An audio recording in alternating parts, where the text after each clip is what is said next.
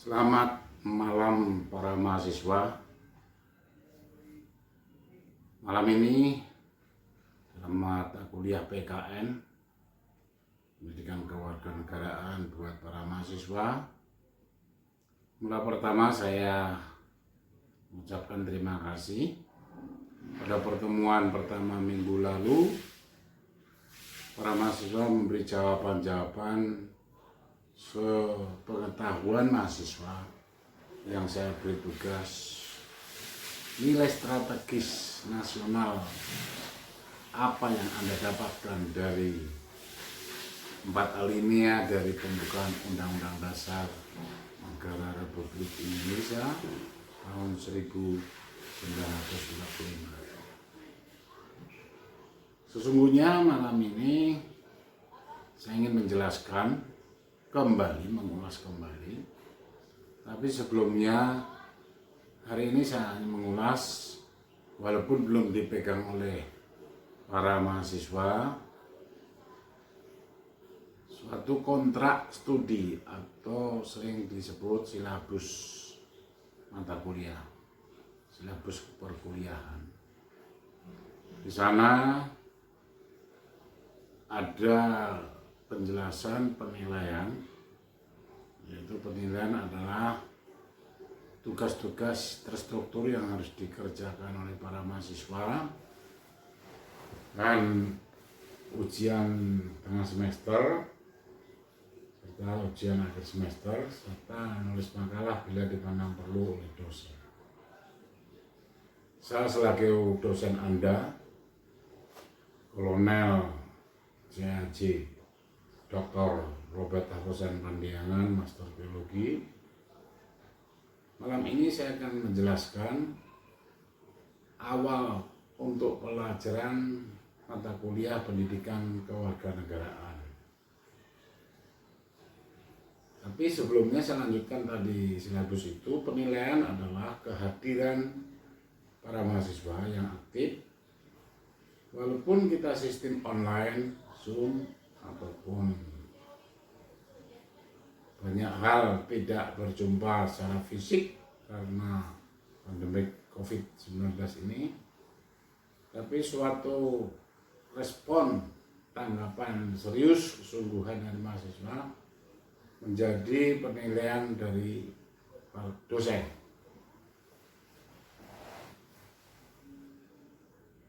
Dan banyak hal yang menjadikan tata cara belajar para mahasiswa seperti tadi dalam mata kuliah misiologi. Saya mau menasihatkan, manakala belajar misiologi, saudara berkaitan juga belajar tentang penginjilan dan tentang gereja, akan Alkitab. Maka ada suatu nasihat dan penandasan saya, explore your knowledge untuk mempersiapkan diri Anda sebagai seorang misioner. Pada mata kuliah pendidikan kewarganegaraan ini, atau sering disebut lebih ringkasnya pendidikan Pancasila sebenarnya, menjadi tolak ukur atau menjadi wawasan untuk mengetahui, untuk memahami para mahasiswa bagaimana yang harus kita lakukan selaku mahasiswa, selaku warga negara yang baik. Saya mengulas kembali pertanyaan saya pada minggu lalu kepada para mahasiswa. Sebelum pertanyaan itu, mestinya ada penjelasan dari saya selaku dosen atau pertanyaan yang sebelumnya. Pertanyaannya adalah, Undang-Undang Dasar tahun 1945 boleh dirubah tidak? Sekali lagi pertanyaan saya, Undang-Undang Dasar Negara Republik Indonesia tahun 1945 boleh dirubah tidak? Para mahasiswa pasti berjawab atau menjawab dua hal. Pasti menjawab boleh dirubah, yang satu kelompok tidak boleh dirubah. Saya mau menandaskan di sini saja bahwa Undang-Undang Dasar Negara Republik Indonesia tahun 1945 boleh dirubah.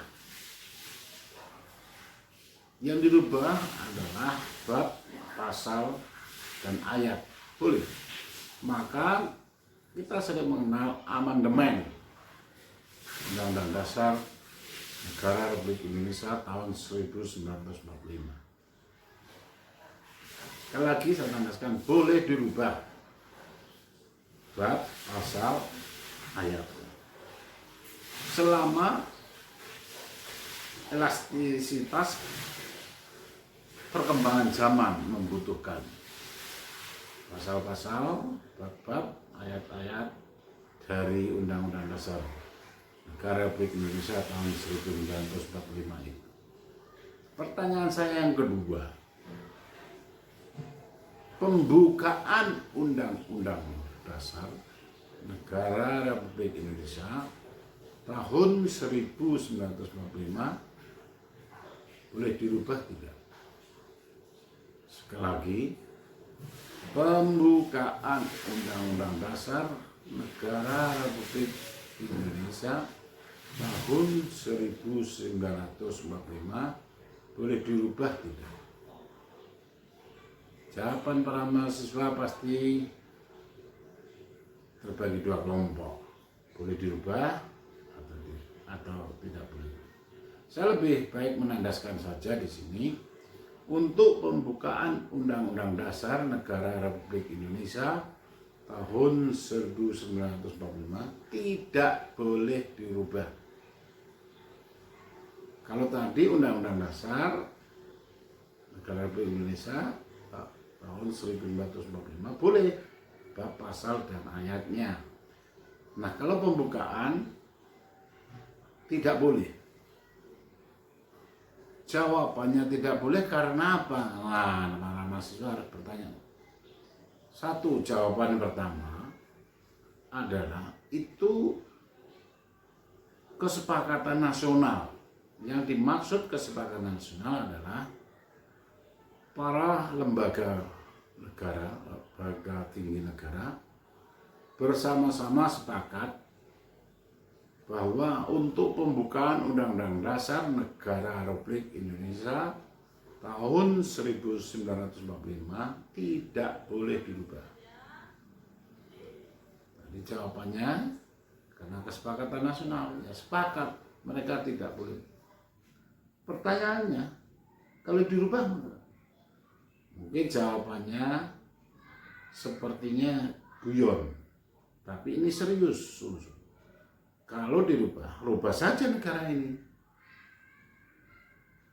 Seperti guyon, tapi inilah jawaban akademis. Saya akan menjelaskan untuk selanjutnya pelajaran pendidikan kewarganegaraan ini. Saya harus awali dari ini. Sesungguhnya pembukaan Undang-Undang Dasar Negara Republik Indonesia tahun 1945 merupakan nilai strategis nasional. Saudara para mahasiswa mengetahui pembukaan Undang-Undang Dasar Negara Republik Indonesia tahun 1945 ada 4 alinea. 4 alinea. Dari 4 alinea inilah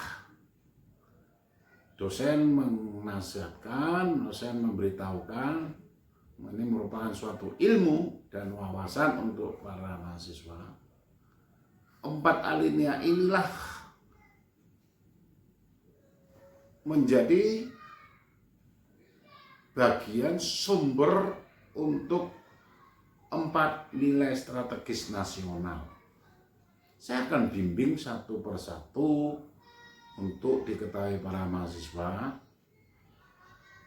tadi secara tidak langsung sebenarnya saya sudah membimbing apa jawaban kenapa pembukaan Undang-Undang Dasar Negara Republik Indonesia tahun 1945 tidak boleh dirubah. Tadi jelas, kesepakatan nasional. Saudara mahasiswa, ingat baik-baik, catat baik-baik, karena kesepakatan nasional. Seluruh lembaga tinggi negara sepakat tidak boleh merubah, khusus untuk pembukaan Undang-Undang Dasar Negara Republik Indonesia tahun 1945. Karena kalau dirubah saja negara. Nah, sekarang saya akan bimbing satu persatu yang dimaksud nilai strategis nasional. Ada 4 nilai strategis nasional diambil 4 alinea dari pembukaan Undang-Undang Dasar Negara Republik Indonesia itu. Saudara tahu, di alinea pertama dari pembukaan Undang-Undang Dasar Negara Republik Indonesia itu menuliskan bagaimana ucapannya? Bahwa hak segala bangsa, kemerdekaan itu adalah hak segala bangsa. Maka penjajahan di muka bumi harus dihapuskan. Kata-kata apa yang menonjol di alinea pertama dari pembukaan Undang-Undang Dasar Negara Republik Indonesia tahun 1945 tadi? Hak. Ya, hak. The privilege, the human right, hak asasi manusia. Maka hak asasi manusia ini berbicara untuk seluruh dunia, dan bangsa Indonesia, negara Indonesia pun mengakui bahwa nilai hak yang asasi, hak yang hakiki bagi setiap manusia tertulis di pembukaan Undang-Undang Dasar Negara Republik Indonesia tahun 1945, tertulis di alinea pertama. Nah sekarang, maka nilai strategis nasional, saya katakan nilai yang pertama, nilai strategis nasional adalah nilai universal. Nilai universal. Yang dimaksud universal adalah universe, seluruh jagat raya. Negara Indonesia ini tidak sekedar ikut-ikutan dengan bangsa lain. Tapi negara Indonesia ini berdiri atas kegotong royongan dan kebersamaan. Para founding fathers kita atau bapak-bapak pendiri bangsa kita, ya bapak ibu pendiri bangsa ini, para pendahulu kita mengkalimatkan seperti ini, bahwa bangsa Indonesia menjunjung tinggi hak bangsa, hak hakiki, hak asasi manusia. Karena hak asasi setiap manusia adalah hak merdeka bangsa. Merdeka suatu bangsa adalah untuk bertujuan berkemanusiaan atau berkeadilan. Dengan mendasari alinea yang tertulis pada alinea pertama ini, mengakui bahwa kemerdekaan itu adalah hak segala bangsa. Sekaligus untuk bangsa Indonesia, kemerdekaan itulah hak bangsa Indonesia. Dari nilai universal, nilai strategis nasional yang pertama, nilai universal, sekaligus membuktikan bahwa Undang-Undang Dasar Negara Republik Indonesia tahun 1945 mengamandemen. Nah, tadi saya tolong dibedakan mahasiswa, untuk Undang-Undang Dasarnya boleh dirubah babnya, pasalnya, ayat. Tapi kalau pembukaannya tidak boleh dirubah. pada pasal 28 Undang-Undang Dasar Negara Republik Indonesia tahun 1945 yang dahulu pasal 28 itu bicara tentang berserikat, bermusyawarah. Tapi setelah diamandemen, diganti, dirubah kalimatan pasal dan ayatnya. Pada pasal 28 itu berbicara tentang HAM, hak asasi manusia. Ini merupakan nilai strategis yang pertama, nilai strategis nasional, membuktikan bangsa Indonesia serius menghormati hak asasi manusia bersama bangsa-bangsa yang lain di seluruh muka bumi ini.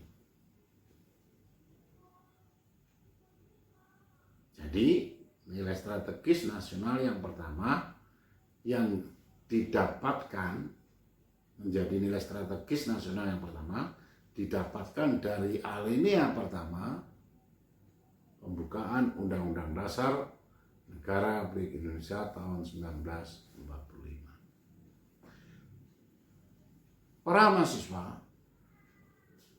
yang kedua atau dari alinea 2, dari alinea yang kedua pada pembukaan Undang-Undang Dasar Negara Republik Indonesia tahun 1945 mengkalimatkan seperti ini. Perjuangan pergerakan kemerdekaan Indonesia telah sampailah ke depan pintu gerbang. Perjuangan pergerakan kemerdekaan.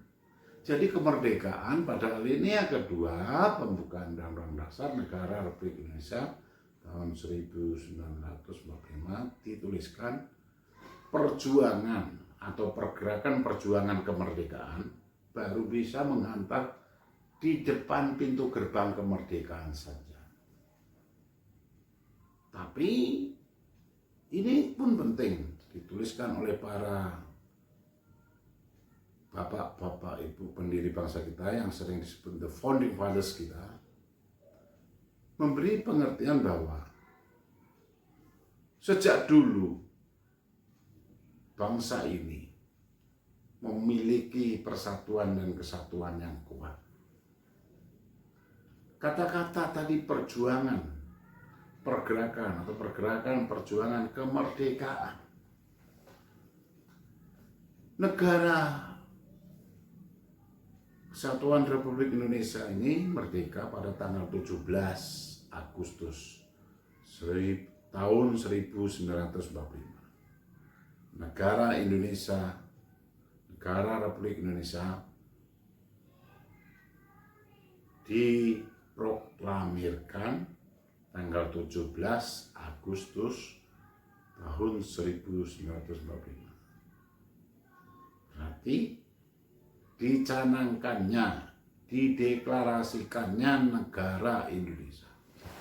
Tetapi sesungguhnya perjuangan atau perjuangan kemerdekaan sudah dimulai sejak sebelumnya. Kita ingat Sumpah Pemuda, yaitu berkumpulnya wakil-wakil pemuda-pemuda wakil dari suku-suku bangsa di seluruh Indonesia ini. Ada dari Sumatera, ada dari Jawa, ada dari Aceh, ada dari Kalimantan, ada dari Ambon, ada dari Papua, dari Manado. Mereka mengaku, mereka bersama-sama mengangkat sumpah dan janji. Mereka mengatakan bersama, kami putra dan putri Indonesia mengaku dan berjanji berbangsa satu bangsa Indonesia, berbahasa persatuan yang satu bahasa Indonesia. bertanah air satu, tanah air Indonesia. Bayangkan itu para mahasiswa. Secara hukum Indonesia belum diproklamirkan, tapi mereka sudah mengkumandangkan kami putra putri Indonesia. Bersumpah, berjanji. 3 hal tadi. Kurun waktu dari tanggal 28 Oktober tahun 1928 ke 17 Agustus tahun 1945 ada kurun waktu 17 tahun. Maka saya mengatakan, dosen mau mengatakan bahwa kata-kata alinea dari alinea kedua dari pembukaan Undang-Undang Dasar Negara Republik Indonesia tahun 1945 merupakan nilai strategis yang kedua. Nilai apa? Nilai sejarah, nilai historis. Karena kalimat di alinea kedua itu mengatakan perjuangan pergerakan kemerdekaan. Perjuangan pergerakan. Itu sejarah bangsa. Dan kita, memang nenek moyang kita yang mengadakan kita yang saat ini mengikuti, membaca sejarahnya bahwa pernah pada tanggal 28 Oktober tahun 1928 pernah dicanangkan Sumpah Pemuda. Karena ada pergerakan perjuangan kemerdekaan. Karena ada Sumpah Pemuda, titik awal bersatunya pemuda-pemudi Indonesia dari berbagai suku bangsa mengaku negara Indonesia. Dan perjuangan itu telah menghantar bangsa Indonesia ke depan pintu gerbang, memang baru pintu gerbang kemerdekaan. Maka ingat baik-baik para mahasiswa bahwa nilai strategis yang kedua adalah nilai historis, nilai sejarah. Sejarah adalah jati diri. Sejarah bangsa adalah jati diri bangsa. Sejarah bangsamu Indonesia ini adalah jati diri bangsa Indonesia ini. Yang diproklamirkan atau dimerdekakan tanggal 17 Agustus tahun 1945. Namun sebenarnya sejarah pergerakan sudah dimulai sebelumnya. Jadi dosen mengatakan bahwa sejarah itu jati diri. Termasuk kita pribadi pun sejarah adalah jati diri. Sejarah silsilah orang ini, jati diri orang ini.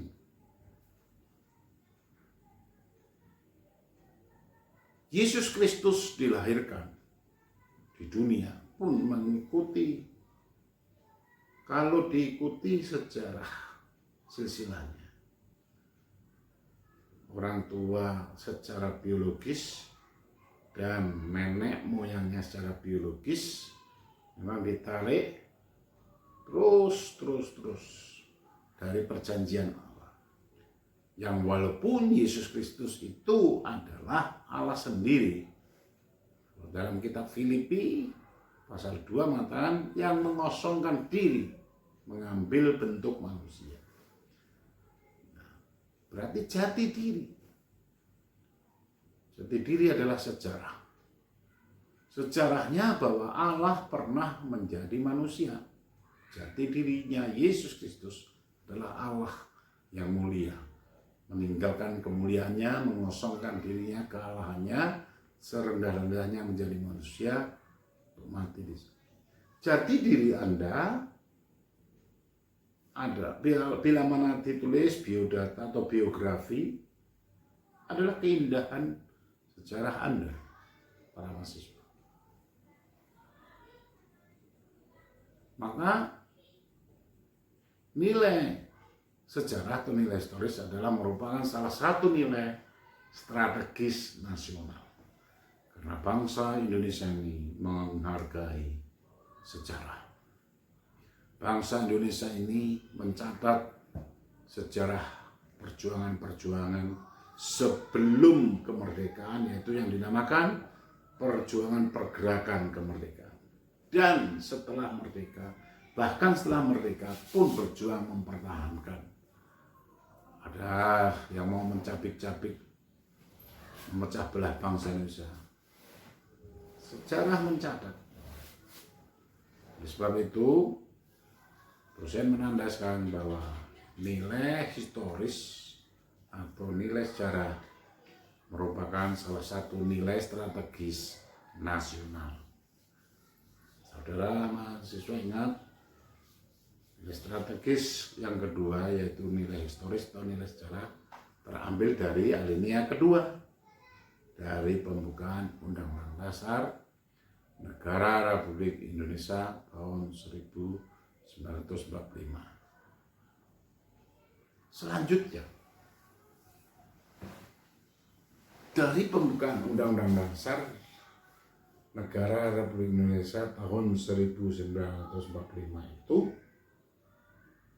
pada alinea ketiga, saudara para mahasiswa buka yang punya itu Undang-Undang Dasar, di depannya pasti ada pembukaan. Alinea ketiga berbicara atas berkat rahmat Allah yang Maha Kuasa dan didorongkan keinginan luhur, terus dan seterusnya.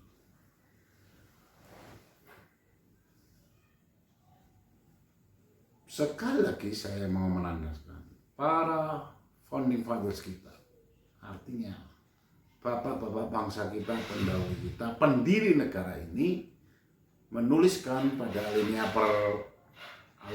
ketiga dari pembukaan Undang-Undang Dasar Negara Republik Indonesia tahun 1945 ini, mensyukuri, berterima kasih pada Allah.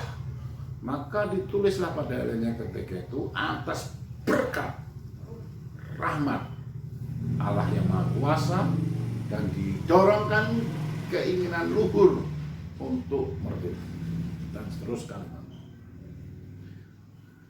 Namun sesungguhnya kalau digali, dipelajari, dieksposisikan, kata-kata ini kata-kata hiperbola, kata-kata memang tidak sehuruf kalimatnya sama, tetapi mempunyai nilai, muatan nilai yang sama. Atas berkat rahmat Allah yang Maha Kuasa dan didorongkan keinginan. Kita generasi sekarang ini mempelajari itu, berkat sangat fasih untuk diucapkan, dibicarakan pada kalangan agama Islam. Juga fasih untuk diucapkan di kalangan agama Kristen, baik Protestan maupun Katolik, bahkan juga agama Hindu dan Buddha. Berkat. Ditambah kata-kata rahmat. Kan alinea ketiga tadi, kalimat pertama menuliskan atas berkat rahmat Allah. Habis kata-kata berkat, ada kata-kata rahmat. Pun fasih untuk diucapkan untuk masyarakat yang beragama Islam. Fasih juga diucapkan untuk masyarakat yang beragama Kristen, baik Protestan maupun Katolik, juga Hindu Buddha. Sebenarnya ini seperti pewahyuan. Kata-kata atas berkat rahmat Allah yang Maha Kuasa. Maka alinea ketiga ini dari pembukaan Undang-Undang Dasar Negara Republik Indonesia tahun 1945 ini, Bapak dosen saya akan menandakan itu Nilai strategis nasional yang ketiga disebut nilai religius atau nilai ketuhanan atau keagamaan. Ya, nilai religius. Karena sebenarnya pesan dari para founding father kita mengatakan bahwa kemerdekaan itu selain diraih dengan perjuangan dan pergerakan kemerdekaan, juga karena berkat dan rahmat Tuhan. Itu suatu nilai strategis nasional. Nilai religius atau nilai ketuhanan, nilai keagamaan. Karena disadari semua yang didapat, semua yang diberikan untuk bangsa Indonesia ini didasari atas berkat dan rahmat Allah. Dasar ketuhanan itulah sebagai modal untuk berkeinginan luhur. Luhur itu mulia, kemuliaan. Untuk berkehidupan kebangsaan yang bebas dan merdeka. Saudara, para mahasiswa, dan kita hamba-hamba Tuhan.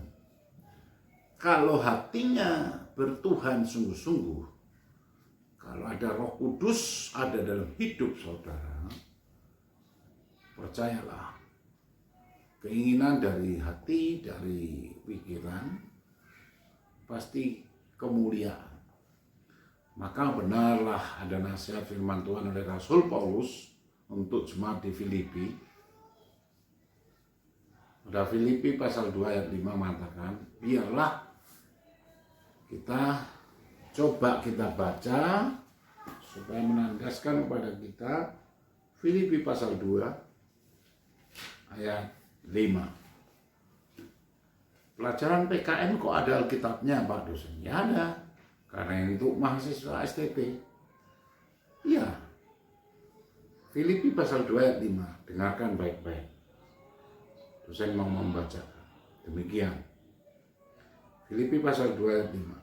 Hendaklah kamu dalam hidupmu bersama menaruh pikiran dan perasaan yang terdapat juga dalam Kristus Yesus. Sekali lagi, hendaklah kamu dalam hidupmu bersama menaruh pikiran dan perasaan yang terdapat juga dalam Kristus Yesus. Yang ada dalam pikiran dan perasaan Yesus Kristus apa? Supaya semua manusia dimuliakan di dalam namanya. Manusia ini telah kehilangan kemuliaan Allah. Total semuanya, total depravity bahasa teologianya. Mampu untuk berbuat baik. Tidak mampu untuk melakukan yang mulia. Tapi di dalam Tuhan Yesus Kristus kita diperbaharui.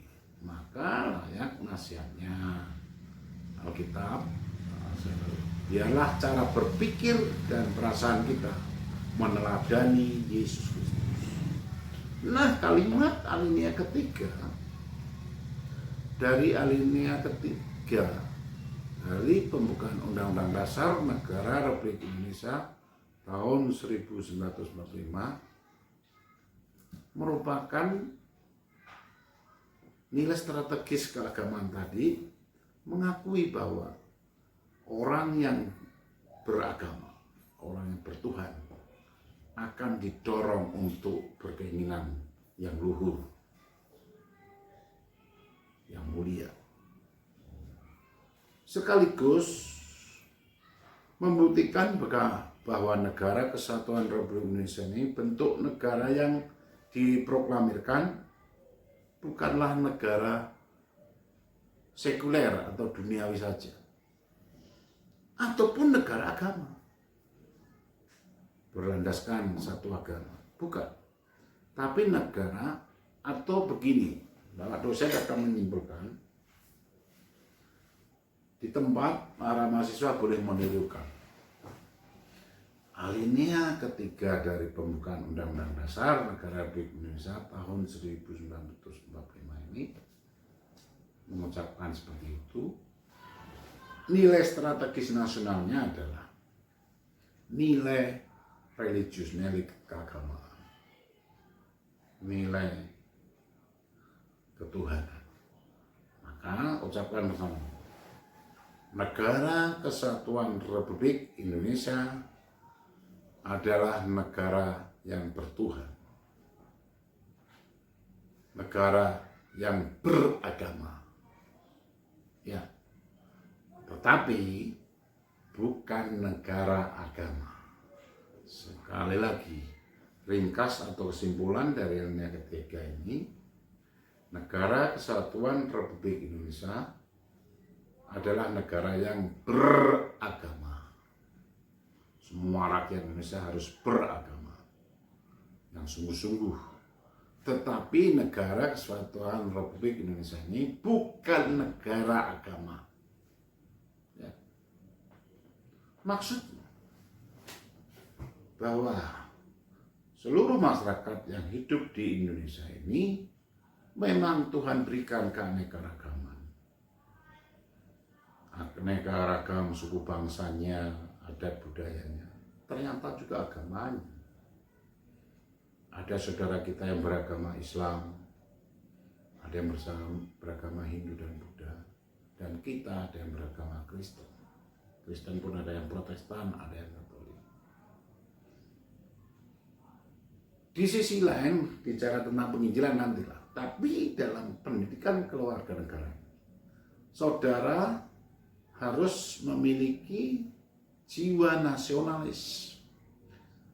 Sesanti nasional kita, sesanti artinya adalah semboyan.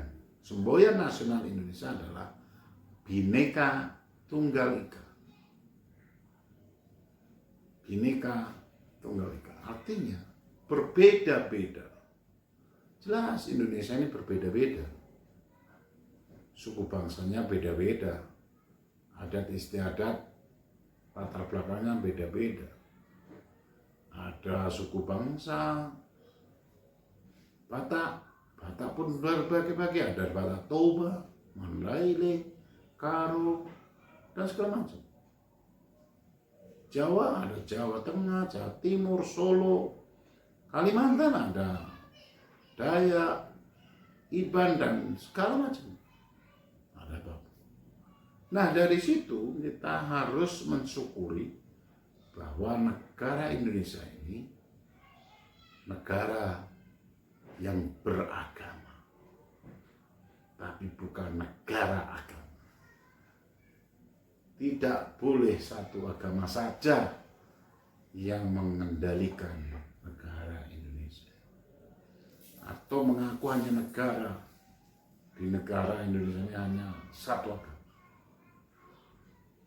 Dengan kata lain, membentuk masyarakat yang Pancasilais adalah dituntut untuk bisa bertoleransi, dituntut untuk bisa menerima sesama manusia. Yang jelas diingat oleh para mahasiswa, saudara telah mendapatkan jawaban dari pertanyaan saya minggu lalu sebenarnya, yang saya ungkap sekarang. Pada alinea yang ketiga itu, kata-kata pertama kan atas berkat rahmat Allah. Kalau dieksposisikan bahwa sesungguhnya para pendiri bangsa kita mengakui karena berkat dan rahmat Allah Indonesia merdeka, sekaligus menjadikan suatu pewahyuan negara Indonesia ini berdiri adalah negara yang beragama, bertuhan. Kesempatan buat saudara untuk sungguh-sungguh bertuhan dan melakukan perintah Tuhan. Tapi negara ini bukan negara agama, satu agama saja, tidak boleh. Itu alinea yang ketiga. Alinea yang keempat, manakala kita memasuki alinea keempat, membaca dari pembukaan Undang-Undang Dasar Negara Republik Indonesia tahun 1945 itu pada alinea keempat panjang lebar disebutkan. Bahkan dalam alinea keempat itu sebenarnya di belakang bawah-bawahnya kita mendapatkan butir-butir Pancasila yang walaupun tidak ditulis seperti waktu kita upacara 1. Ketuhanan yang Maha Esa, 2. Kemanusiaan yang adil dan beradab, 3. Persatuan ini dan seterusnya. Tidak pakai nomor, tapi itu memberi arti bahwa Pancasila ada di alinea keempat pembukaan Undang-Undang Dasar Negara Republik Indonesia. Maksudnya apa? Maksudnya adalah Pancasila adalah memang sumber dari semua sumber hukum di Indonesia. Saya mau lebih ringkaskan.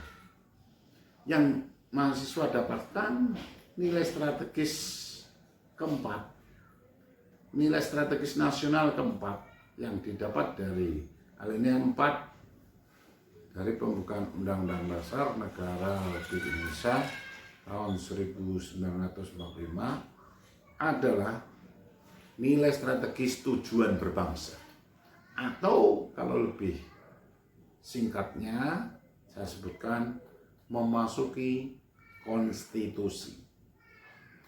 Sekali lagi, tujuan berbangsa atau memasuki konstitusi. Apa yang dimaksudkan? Aturan-aturan berbangsa, hukum-hukum bangsa itu.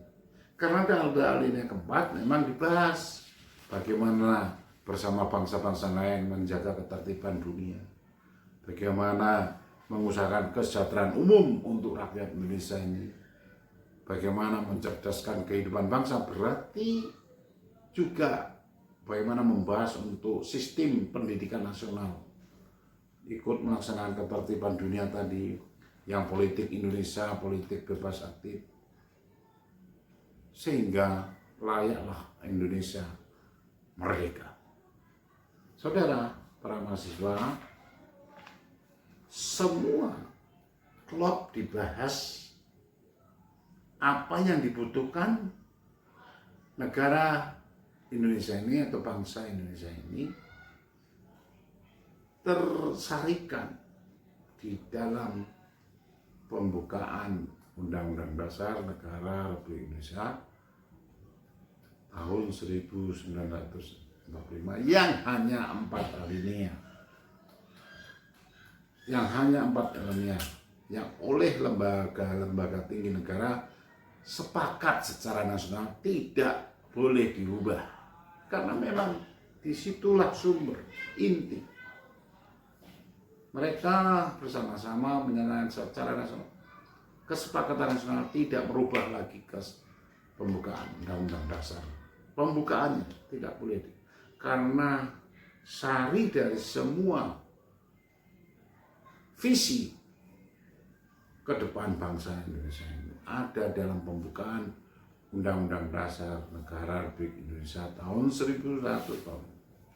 Sementara kalau Undang-Undang Dasarnya boleh dirubah sesuai kemajuan zaman. Yang dirubah kalimat, bab, pasal, dan ayatnya. Ini merupakan suatu pemahaman untuk para mahasiswa mengawali untuk pelajaran kewarganegaraan yang lain selanjutnya nanti. Dasarnya Pancasila. Maka rajinlah membaca, selain nanti diktat yang akan menjadi bagian untuk mahasiswa.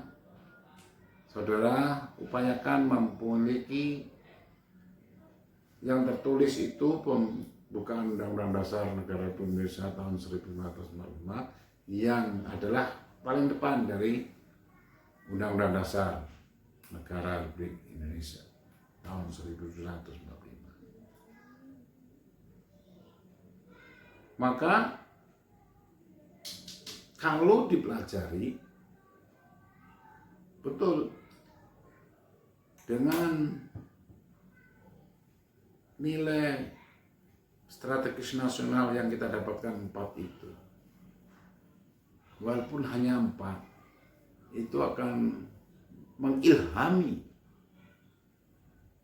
pimpinan negara, mengilhami para pejabat negara, mengilhami semua masyarakat Indonesia akan berbuat apa, akan melakukan apa. Jelas tadi yang pertama, kita menghormati hak asasi, karena nilai strategis nasional yang pertama adalah nilai universal. Di sana dibahas tentang hak asasi manusia. Hak asasi manusia ini seluruh jagat di dunia.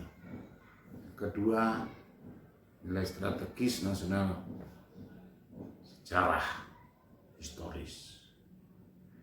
Kita tidak bisa melupakan sejarah masa lalu. Karena dengan melihat sejarah masa lalu bangsa ini, kita mempersiapkan diri masa kini, belajar masa kini, apa yang menjadi bekalan masa kini untuk mengukir sejarah di masa depan, untuk menyiapkan masa depan yang lebih baik. Dan dengan mengakui bahwa segala sesuatu, nilai strategis yang ketiga adalah atas penyertaan Tuhan, pemberian Tuhan, berkat dan rahmat Tuhan, memberikan arti rakyat Indonesia, masyarakat Indonesia, bangsa yang beragama, berketuhanan, tapi bukan negara-negara. Tidak boleh satu agama saja yang hanya boleh hidup. Sementara masih banyak agama yang. Dan yang keempat adalah kita harus mematuhi, mengikuti konstitusi, hukum-hukum yang berlaku di Indonesia. Karena di alinea yang keempat lengkap sudah. Di sana ada visi bangsa Indonesia dituliskan, mencerdaskan kehidupan bangsa, menjaga ketertiban dunia, ikut aktif menjaga itu, terus mengusahakan kesejahteraan umum. Dan dasarnya, karena alinea yang keempat ditulis ada butir-butir Pancasila, dasarnya Pancasila. Untuk hari ini sedemikian dulu pelajaran PKN yang para mahasiswa dapatkan. Teruslah belajar dan baca dan ikuti. Penjelasan saya hari ini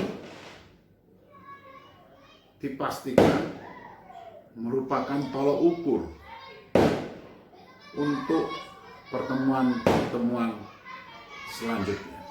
Dan saya perintahkan, saya nasihatkan para mahasiswa, pertemuan ini penting karena saya sudah jelaskan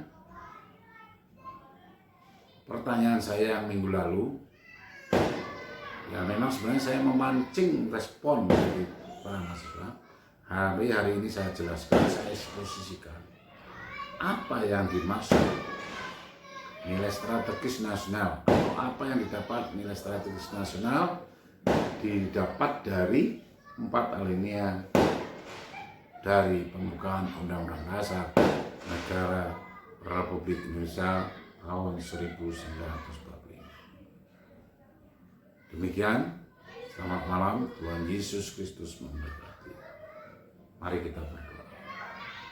Terima kasih Tuhan, kami sudah belajar tentang pendidikan kewarganegaraan Indonesia.